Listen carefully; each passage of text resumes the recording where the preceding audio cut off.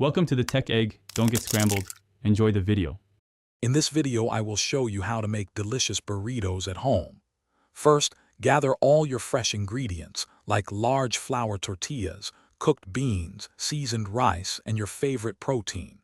Next, prepare your fillings by cooking any meats or vegetables, making sure they are well seasoned. Finally, warm your tortillas slightly in a pan or microwave. This makes them pliable and much easier to roll without tearing. Now let's assemble your burrito. Lay a warm tortilla flat on a clean surface. Spread a thin layer of beans or rice down the center, leaving about 1.5 inches of space on the sides.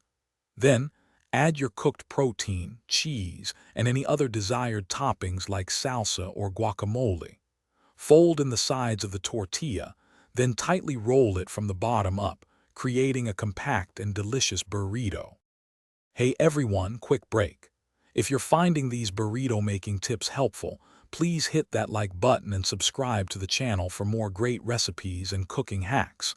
And on another note, bring your kitchen to life with the Echo Dot smart speaker.